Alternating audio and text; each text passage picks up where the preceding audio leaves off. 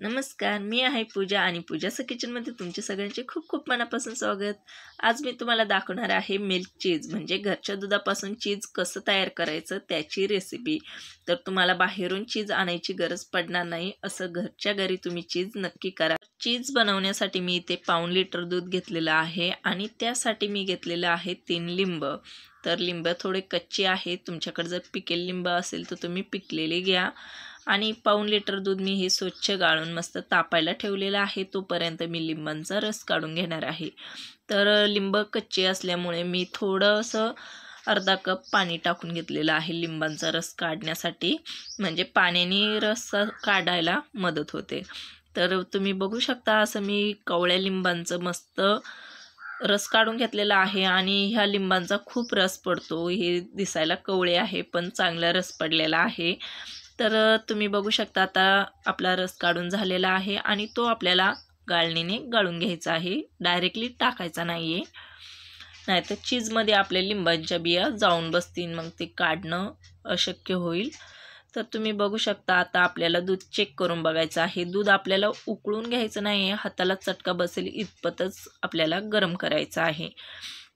आणि तुम्हाला जर असं दूध जास्त उकळलं गेलं तर तुम्ही त्यात लिंबू टाकलं किंवा विनेगर टाकलं तर त्याचं पनीर होतं, तर चीज होणार नाही. तर आपल्याला दूध फक्त थोडंसं कोमट करायचं आहे, हातावर घेऊन चेक करायचं आहे.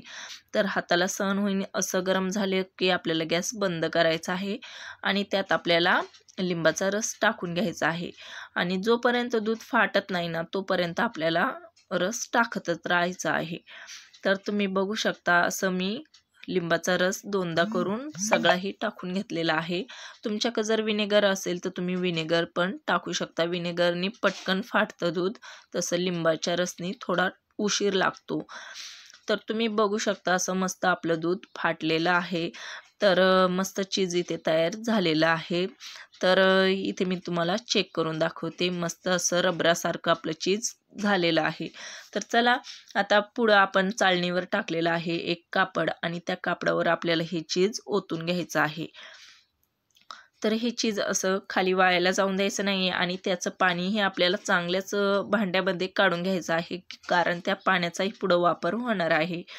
तर तुम्ही बघू शकता असं चीज आपण ह्या कापडावर काढून घेतलेलं आहे आणि त्या पाण्यात आपल्याला मीठ टाकायचं आहे, का की आपल्याला हे चीज त्या गरम पाण्यात धुवायचं आहे. जर तुम्ही ते पाणी फेकून दिलं तर मग तुम्हाला दुसरं पाणी गरम करावं लागेल.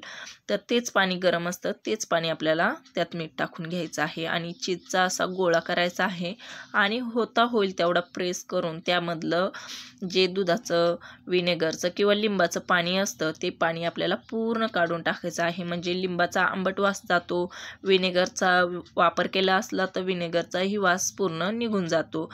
तर आपल्याला असं पिळून घेऊन ते गरम पाण्यात डिप करायचं आहे. तर तुम्ही बघू शकता असं आपल्याला मस्त डिप करून घ्यायचं आहे आणि पुन्हा आपल्याला हाताच्या साहाय्याने पुन्हा पिळून घ्यायचं आहे. ही आपल्याला 2-3 वेळा अशी प्रोसेस करायची आहे, तर तेव्हाच आपलं चीज इथे व्यवस्थित होणार आहे. नाहीतर तुम्ही केलं म्हणून केलं आणि पुन्हा डिप केलं आणि झालं दिलं ठेवून असं नाही. इथे आपल्याला मस्त लक्षात घेऊन प्रोसेस करायची आहे.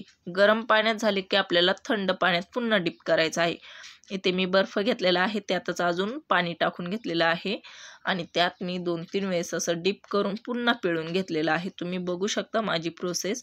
तर अशी प्रोसेस आपल्याला करून फ्रीजरमध्ये आपल्याला प्लास्टिक पिशवीमध्ये 8 दिवस 15 दिवस सहजपणे टिकतं असं चीज आपल्याला तयार करता येऊ शकतं घरचे घरी.